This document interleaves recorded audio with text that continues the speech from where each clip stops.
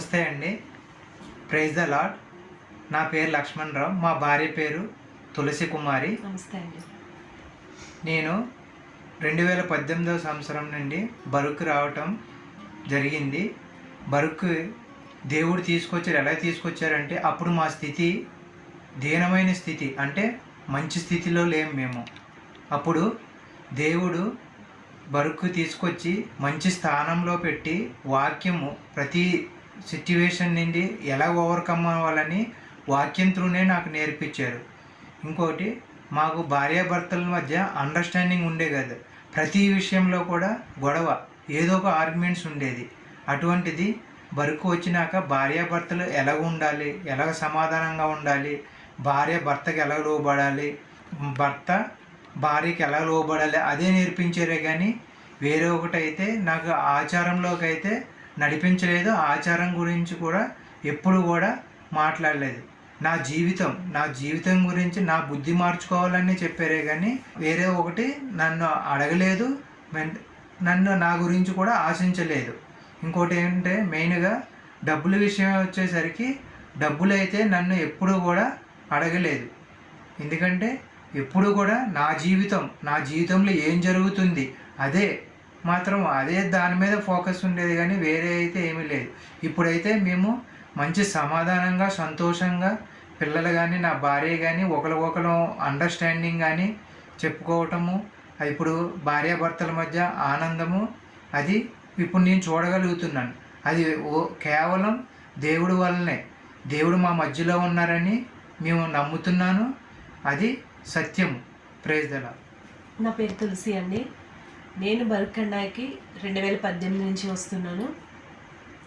ఇంతకుముందు దేవుడు తెలియకముందు నా జీవితం ఏంటంటే కోపము, అసూయత, ద్వేషము, భర్తను అర్థం చేసుకోకపోవడము, పిల్లలతో మంచిగా ఉండకపోవడము, అత్తమామల్ని అర్థం చేసుకోకపోవడము, ప్రతి ఏ పరిస్థితి ఉన్నా సరే నా తల్లిదండ్రులకు దగ్గరికి తీసుకుని వెళ్ళి అది చిన్నదైనా సరే దాన్ని పెద్దగా చేసుకొని, ఎట్లా అంటే ప్రతిదీ కూడా చిన్నదాన్ని భూతద్దంలో పెట్టి చూస్తారంటారు కదా, అట్లా భూతద్దంలో పెట్టి పెద్దగా చేసుకొని నా కష్టాలు నేనే కొని తెచ్చుకున్న జీవితం అండి నాది. అట్లా నేను జీవితంలో ఉన్నప్పుడు నాకు కొంతకాలం ముందు, నేను అప్పటికి బరుకండాయికి రాకముందు కొన్ని రోజుల ముందు నాకు దీపక్ ఎవరో తెలియదు. నేను ఒక దగ్గరికి వెళ్ళటం జరిగింది. అక్కడ దీపక్క నన్ను పిలిచి, ఇటు రామ్మా నన్ను పిలిచి, నువ్వెందుకు ఒక్కదానివే ఏడుస్తున్నావు, నువ్వు ఏడ్చినప్పుడు దేవుడు నిన్ను చూస్తున్నారు, నువ్వంటే దేవుడికి ఇష్టము, నువ్వు కార్చిన ప్రతి ఒక్క కన్నీటి బొట్టు ఆయన దగ్గర బుడ్డిలో దాగి ఉంది అని చెప్పినప్పుడు నిజంగా నేను ఏడ్చేదాన్ని ఒక్కదాన్ని. అది ఎలా అంటే నా భర్తకి కానీ నా తల్లిదండ్రులకు కానీ ఎవ్వరికీ తెలియని విషయం. అది 4 గోడల మధ్యలో ఏడ్చిన విషయము. అది దేవుడు దీపక్క ద్వారా బయట పెట్టినప్పుడు అది నా లైఫ్ టర్నింగ్ పాయింట్ అండి. ఆ విధంగా నేను బరుకండాయిలోకి వచ్చిన తర్వాత నాకు ఇక్కడ ఏం నేర్పించారంటే, నిజంగా చెప్పాలంటే అగ్నిలో నుండి లాగినట్టు ప్రతి ఒక్క అపరాధం నుండి, పాపం నుండి నేను ఏమేమైతే బలహీనతలు ఫేస్ చేస్తున్నానో అలాగా జూడ్ 123లో ఉంటుంది కదండి, అలాగా అగ్నిలో నుండి లాగినట్టు నన్ను నా కుటుంబాన్ని లాగారండి బరుకండాయిలో. ఇక్కడ దేవుడి వాక్యం ద్వారా నేను భర్తతో ఎట్లా ఉండాలి, భర్తకి ఏ విధంగా గౌరవం ఇవ్వాలి, అది కూడా సారా అబ్రహాము జీవితం ముందు పెట్టి సారా ఏ విధంగా అబ్రహాముని మై లార్డ్ అని పిలుచుకునేది. ఎందుకంటే భార్యకి తల భర్త ఉన్నాడు కాబట్టి భర్తని ఏ విధంగా గౌరవించినప్పుడే నా శరీరానికి కూడా ఆ ఘనత అనేది ఉంటుంది అనని నేను ఇక్కడ బరుకండాయిలోనే నేర్చుకున్నానండి. ఇంకా నీ భర్త గురించి నీ హృదయంలో ఏదైనా నెగిటివ్ ఉందంటే నీ భర్త ప్రార్థనలు దేవుడు వినరు అని చెప్పారండి. అది ఆ తర్వాత నుంచి నా జీవితంలో ఒక్కొక్కటి దేవుడి వాక్యం ద్వారా మార్చుకోవడము, అట్లా నాకు బరుకండాయిలో వచ్చిన తర్వాత మాత్రమే జరిగిందండి. అనారోగ్యంతో మా పిల్లలు, నేను హాస్పిటల్ చుట్టూ అనారోగ్యంతో తిరుగుతున్నప్పుడు అండి మా పరిస్థితులన్నీ బాగున్నప్పుడు మేము బరుకండాయిలోకి రాలేదు.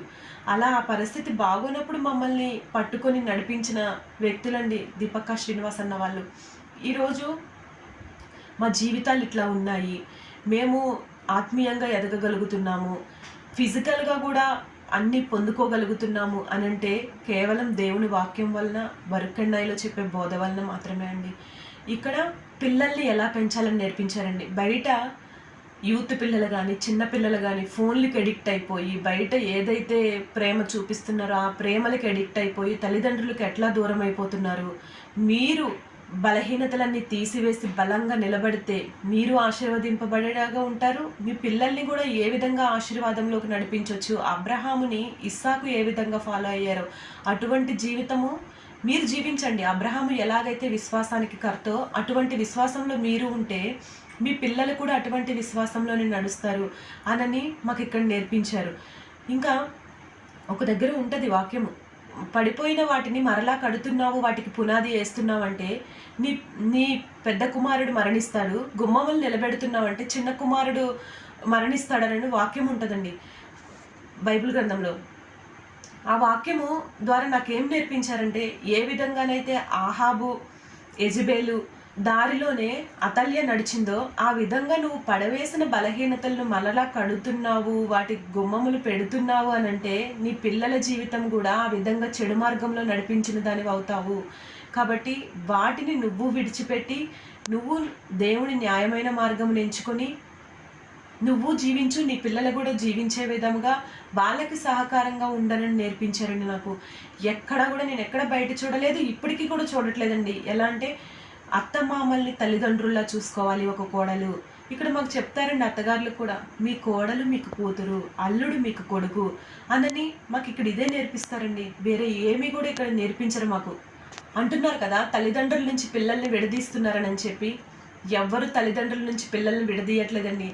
పిల్లల్ని ఆత్మీయంగా బలంగా చేసి ఆ తల్లిదండ్రులను కూడా రక్షించుకునేటటువంటి స్థితిలో బరుకన్నయ్య వాక్యం మమ్మల్ని పెడుతుందండి. ఇప్పుడు చిన్న పిల్లలైన మా పిల్లలు కూడా ఏదైనా వాక్యం ద్వారా ఇది చెప్పారు కదా నాన్న, ఇది చెయ్యకూడదు కదా అన్నప్పుడు అవునమ్మా ఇది చెప్పారు, ఇది చెయ్యకూడదు. ఇప్పుడున్న యూత్ పిల్లలు మా దగ్గర ఉన్న వాళ్ళని చూస్తే మేము యవ్వనంలో ఉన్నప్పుడు మాకెందుకు దేవుడు తెలియలేదు, దేవుడు వాక్యం ఎందుకు తెలుసుకోలేకపోయాము, ఎంత వ్యర్థం చేసుకున్నాం మా జీవితం అని మా ప్రతి ఒక్కరికి అనిపిస్తుందండి. ఆ విధంగా ఈరోజు మా దగ్గరున్న యూత్ పిల్లల జీవితాలు మార్చింది వాక్యము దేవుడండి.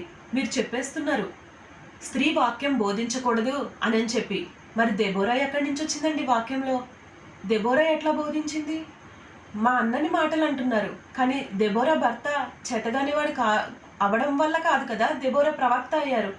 ఆమెని లార్డ్ నిర్ణయించుకున్నారండి. ఇక్కడ కూడా మేము మా దీపక్కని దేవుడు నియమించుకున్నారన్నది మేము నమ్ముతున్నాము. దీపక్క శరీరంలోనికి దేవుడు ఆత్మ 2019లో వచ్చారు, అది నిజము. కానీ మాకు దీపక్కే, ఆ శరీరం దీపక్కది. మేము దీపక్క వాక్యం బోధించేటప్పుడు యాక్ట్స్ చాప్టర్లో ఉంటుంది కదండి, పరిశుద్ధాత్మతో నిండిన వారై వాక్యము ధైర్యముగా బోధించుచుండిరి అని. ఆ పరిశుద్ధాత్మని చూస్తున్నాం కాబట్టే ఎప్పుడు అయితే మమ్మల్ని కాళ్ళ మీద పడమని ఇక్కడెక్కడ చెప్పలేదండి. మేము వెళ్ళి దేవుడి ఆత్మను చూసి ఏ విధంగానైతే అబ్రహాము ఆ వచ్చిన 3 వ్యక్తులలో దేవుణ్ణి చూసి సాష్టాంగపడ్డారో, ఏ విధంగా అయితే షుడెమీరాలు ఎలీషా ప్రవక్తకి సాష్టాంగ నమస్కారం చేసిందో, అటు అలాగ మేము దేవుని యొక్క ఆత్మని మా దీపక్కలో చూసి మేము నమస్కారం చేశాం తప్ప ఎక్కడా కూడా మమ్మల్ని నమస్కారం చెయ్యండి అని చెప్పలేదండి. దేవుడు వచ్చాడంట ఈమెలోకి అని చెప్తున్నారు కదండి. దేవుడు భూమిని ఆకాశమును సృష్టించిన సర్వాధికారి, ఎక్కడ ఉండాలన్న ఆయన ఇష్టమండి. ఆయనకి ఇష్టమైంది ఆయన చేస్తారు. ఆయన్ని మనమెవరమండి ప్రశ్న వేయడానికి? కాబట్టి దేవుడు వచ్చారన్నదైతే సత్యము. చెప్పలేదా ఆదికాండంలో బాబెల్ టవరు కట్టినప్పుడు ఆయన దిగి వచ్చి నేను చూస్తాను ఇక్కడ ఏం జరుగుతుందా అని చెప్పారు. ప్రజలందరూ అపవాది చేత పీడింపబడుతున్నప్పుడు వాళ్ళని స్వస్థత పరచడం కోసము నేను వెళ్ళి వాళ్ళ మధ్యలో సంచరిస్తానని యాక్ట్స్ చాప్టర్లో ఉంది కదండి. మీరందరూ ఇక్కడ కల్ట్ ఉంది, కల్ట్ అంటున్నారు. కల్ట్ అయితే మాకు ఇక్కడ ఏం నేర్పిస్తారంటే మోసపోకండి, మీరు ఎవరి చేతిలోనే మోసపోకండి అని చెప్తారు. కల్ట్ అయితే మోసపోవద్దని ఎందుకు చెప్తారండి? మోసం చేసే వాళ్ళైతే మీరు మోసపోవద్దని ఎందుకు చెప్తారండి? యాక్చువల్గా చెప్పాలంటే మోసపోయిన జీవితం నుంచే మేము వచ్చామండి. మాకు తెలియదు, మోసపోయిన వాళ్ళని, మోసం చేసిన వాళ్ళని నిందలు వేశాం మేము. కానీ ఒకసారి మోసపోతే మోసపరిచిన వాళ్ళు తప్పు, 2 సార్లు మోసపోతే మోసపరిచిన వాళ్ళు తప్పు, కానీ ప్రతిసారి అవుతున్నావంటే నీ తప్పు అది. కానీ మోసం చేసే పరిస్థితి అయితే మీరు తెచ్చుకోకుండా ఉండాలంటే వాక్యం మీలో ఉండాలి. పిచ్చి వాళ్ళైతే వాక్యం ఎందుకు బోధిస్తారండి? మంచి మార్గంలో ఎట్లా నడిపించగలుగుతారు? వీళ్ళు డబ్బులు తీసుకుంటున్నారు, లగ్జరీగా లైఫ్ లీడ్ చేస్తున్నారు అని చెప్తున్నారు కదండి, ట్రోల్స్ చేస్తున్నారు కదా. లగ్జరీగా వాళ్ళు లీడ్ చేయడానికి వాళ్ళకి ముందు నుంచే ఆస్తులు ఉన్న వాళ్ళండి. మీరు చెప్పేదైతే అది నిజము కాదు. ఇంకొకటి 300 మంది వీళ్ళ చేతిలో బందీలుగా ఉన్నారన్నారు కదా. మేము ఉన్నదే 250 మంది అండి, 300 మందిని కాదు. ఎక్కడ చూసినా అబద్ధమే ఉంది. అబద్ధము అబద్ధము అబద్ధము. జాన్ 8:44. మీరు చెప్తున్నారు లగ్జరీ లైఫ్ లీడ్ చేస్తున్నారు, ఆ సోఫాలు ఎన్నెన్ని వేలు ఉంటాయి. అసలు అది వాళ్ళ ఇల్లే కాదండి, వాళ్ళ రిలేషన్స్ ఇల్లది. అది కూడా మీరు పెట్టుకొని చూసిన దానిని బట్టి మాకైతే భయం అండి. చూసిన దానిని బట్టి తీర్పు తీర్చకూడదు, వినిన దానిని బట్టి విమర్శ చేయకూడదు. మాకైతే ఆ భయం ఉందండి. ఎందుకంటే ఒక్క విషయం నీ దగ్గరికి వచ్చినప్పుడు నువ్వు దాన్ని బాగుగా విమర్శించి పరిశీలించిన తరువాతనే, 2 లేదా 3 సాక్షులు చెప్పిన తరువాతనే దాన్ని కన్ఫర్మ్ చేసుకోమని చెప్పినప్పుడు, ఏ సాక్ష్యము లేకుండా ఒక వ్యక్తి ఏదో వచ్చి చెప్పినప్పుడు అదెలా మీరు తీసుకుంటారండి? అసలు మా జీవితాలు చూడండి, ఇక్కడికి వచ్చి మా జీవితాలు చూడండి, మేము ఎంత మంచిగా ఉన్నాము, వాక్యం ముందు పెట్టుకుని ఏ విధంగా జీవిస్తున్నాము. ఈరోజు పాపము నుండి బయటకు వస్తున్నామండి. తరతరాల శాపంలో ఉన్న నా కుటుంబము ఈరోజు నా భర్త లైవ్లో ఉన్నారనంటే అది దేవుడు ఇచ్చిన భాగ్యం అండి. వాక్యం మాకు నేర్పించింది విధేయత, లోబడి ఉండటం ఎట్లా ఉండాలి, దేవుని మాట ఏ విధంగా వింటే నీ తరాలు ఆశీర్వదింపబడతాయి, తరతరాల నుంచి వస్తున్న నీ శాపాలు కొట్టివేయబడతాయి అనని దేవుడు వాక్యం వల్లనే మేము నేర్చుకున్నామండి. అది బరుక్ కండాయిలో మాత్రమే ఉందండి. చాలా చోట్ల చూసాము, చాలా మనుషుల్ని చూసాము. యాక్చువల్గా చాలా నేను ఆచారాలు అవి ఇవి పాటించుకుంటూ అట్లా ఉన్న మనిషిని ఇక్కడ నాకు మతం బోధించైతే నన్ను తీసుకురాలేదండి. నాకు నీ ప్రవర్తన ఎంత ముఖ్యము అనేది మాత్రమే ఇక్కడ నాకు చెప్పారు. మతము చెప్పుంటే నేను అసలు ఈ దరిదాపుల్లో కూడా రాకపోతుండే అండి. ఇప్పటికీ కూడా నీ బుద్ధి మార్చుకుంటే నీకే మంచిది. నీ సర్వ శరీరాన్ని నువ్వు కాపాడుకోగలుగుతావు. నీ ఆలోచన జాగ్రత్త, నీ నోటి నుంచి వచ్చే మాట జాగ్రత్త, నీ హృదయము దేవుడికి ముఖ్యము. నీ హృదయ ఆలోచన జాగ్రత్త. నువ్వు పూర్ణ హృదయంతోనూ పూర్ణ ఆత్మతోనూ దేవుణ్ణి ఆరాధించడము ముఖ్యము అని చెప్పారండి. ఈల వేస్తున్నారు అని చెప్పారు కదా. ఇశ్రాయేలు జనాంగాన్ని అందరినీ ఒక చోట సమకూర్చడం కోసము దేవుడు ఈల వేసి పిలిచారని ఉంది కదండి. మరి అలాగే అసలు అక్కడ ముందేం జరిగింది, వెనకాలేం జరిగింది మీరు చూసారా? మీరు వచ్చారా? అక్కడ బోరధ్వని వచ్చిందో లేదో మీరు చూసారా? ఫోన్లోంచి వచ్చిందని చూసారా మీరు? మేము అక్కడ సాక్షులమండి. మేము అక్కడ సాక్షులుగా ఉన్నాము. మేము విన్నాము, మేము చూసాము. మీరు వెనకాల ఒక ముక్క అడగండి, మీకు తెచ్చిన వాళ్ళని మీరు అడగండి. వెనకాలేముంది, ముందేముంది అడగండి. ఏదో మధ్యలో ఒక బిట్ తీసుకొని అదే మీరు ట్రోల్ చేసుకుంటూ ఇట్లా చేశారు అట్లా చేశారు అంటే కాదండి. అదైతే కరెక్ట్ కాదు. అది మా పర్సనల్ అండి, మా పర్సనల్. మేము ఇంట్లో ఎట్లా ఉంటాము, మీ భార్యల్ని కానీ మీ పిల్లల్ని కానీ అట్లా నైటీల్లో అట్లా తీయడము మాకైతే నచ్చలేదండి. ఎందుకంటే దీపక్కని మా తల్లిదండ్రులు మాకు శరీరంగా జన్మనిస్తే మాకు ఆత్మీయంగా జన్మనిచ్చింది దీపక్క శ్రీనివాస్ అన్న. అటువంటి మా తల్లిదండ్రుల గురించి మీరు ట్రోల్స్ వేస్తున్నారు. వాళ్ళ జీవితాలని సాక్రిఫైస్ చేసి మా జీవితాల కోసం వాళ్ళు నుంచున్నారండి. ఇదైతే సత్యము. ఆ రోజు మోషే ఏ విధంగానైతే నుంచున్నారో, అబ్రహాము ఏ విధంగానైతే ఈ ప్రజలను కాపాడని ప్రజల పక్షంగా నుంచున్నారో అటువంటి వారండి వాళ్ళు. అటువంటి వారి గురించి మీరు అలా చేయడము మేము భయపడతాము. ఒకరిని ఏదైనా అనాలని అంటే తీర్పు తీర్చు ఓ మనుషుడా, నీవు ఏ కొలత చొప్పున తీర్పు తీరుస్తున్నావో ఆ తీర్పే నీకు వస్తుంది అని అన్నది మేము నమ్ముతామండి. అందుకనే మేము తొందరగా ఎవరిని మాటనము. ఇప్పుడు కూడా మేము కామెంట్స్ పెట్టవచ్చు, ఏదైనా చేయొచ్చండి మీరు వేసిన ట్రోల్స్కి. కానీ దేవుడు సమాధానానికి కర్త, అల్లరికి కర్త కాదు. యాక్చువల్గా చెప్పాలంటే అన్యజనాంగం ముందు దేవుడి నామానికి దూషణ ఈ ట్రోల్స్ వల్లే వచ్చిందండి. మేమైతే ఎక్కడా కూడా మా చర్చికి రండి, ఇక్కడ ఇలా ఉండండి అలా ఉండండి అని పేపర్లు పంచడం కానీ ఒక పెద్ద బోర్డులు కానీ మేము ఎక్కడ పెట్టుకోలేదండి. కానీ మమ్మల్ని బయటికి లాగి మేము మా జీవితాల్లో పర్సనల్గా మా జీవితాల్లో జరిగే వాటిని తీసుకొచ్చి ఈరోజు మీరు ట్రోల్స్ వేసి దేవుడి నామానికి దోషం తీసుకొస్తున్నారు. ఇదండి నిజంగా దేవుడి నామానికి దూషణ. ఆ రోజు వాక్యం తెలిసిన శాస్త్రులు పరిసయ్యులు దేవుణ్ణి సిలువ వేయమని అరిచారు. ఈ రోజు ఆ విధంగానే వాక్యం తెలుసు, కొత్త నిబంధన చదివాము, పాత నిబంధన చదివాము, బైబిల్ మొత్తం చదివామని చెప్తున్నారు కదా, మరి హెబ్రీలు 6:6లో ఏముందండి? బాహాటముగా సిలువ వేస్తున్నారు. ఈ రోజు అన్యజనుల ముందు దేవుణ్ణి నమ్మిన వారు ఇట్లా ఉంటారా? దేవుడు అల్లరికి కర్త అన్నది చూపించారండి, సమాధానానికి కర్త అన్నది చూపించలేదు. మేము మా దగ్గర మీకు ఎవరైతే ఇచ్చారో వాళ్ళ గురించి మా దగ్గర ఉన్న వీడియోస్ పట్టుకుని వచ్చి మేము మీకు చెప్పొచ్చు, కానీ మా స్వభావం అది కాదండి. మాకు లార్డ్ అది నేర్పించలేదు. వాక్యం త్రూ సమాధానమే కోరుకో. అది నిన్ను వాళ్ళు ఏమైనా అన్నా కూడా నువ్వు సమాధానమే కోరుకో. దేవుడి దగ్గర ఒకటే అడుగు, వీరేమి చేయుచున్నారో వీరెరుగురు. స్టెఫెన్ అంటారు కదండి, అంత రాళ్లతో కొట్టినా సరే వీరేమి చేయుచున్నారో వీరు ఎరుగరు ప్రభువా, వీరిని క్షమించండి అని. అటువంటి మనస్తత్వం మాకు కలిగేలా చేసింది బరుక్కన్నయ్య వాక్యం మాత్రమే అండి. మీరు బందీలుగా ఉన్నారని అంటున్నారు కదా, మేమైతే బందీలుగా లేమండి. మేము ఈరోజు వాక్యం ద్వారా స్వతంత్రులుగా ఉన్నామన్నది మేము హృదయపూర్వకంగా గొంతెత్తి దేవుణ్ణి ముందు పెట్టుకొని చెప్పగలుగుతున్నామండి.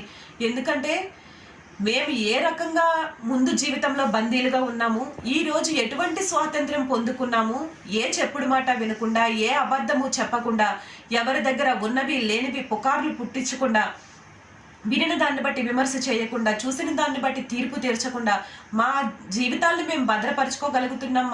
మేము మా ఫ్యామిలీల్లో సంతోషంగా ఉండగలుగుతున్నామంటే ఈరోజు బరుక్కన్నయ్యలో ఉన్న వాక్యం వల్ల మాకు స్వాతంత్రం వచ్చిందండి.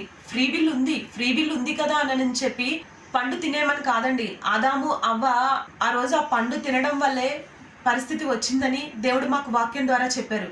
ఆ ఫ్రీ విల్ దావీదు మహారాజ్ జీవితంలో సౌలును చంపే విషయంలో వచ్చినప్పుడు ఆయన దేవుడికి ఏది ఇష్టమా అని అన్నది మాత్రమే చూశారు. ఆయన హృదయము దేవుడికి ఏది ఇష్టమో దాని మీదే ఉంది. అదే మాకు నేర్పిస్తున్నారండి.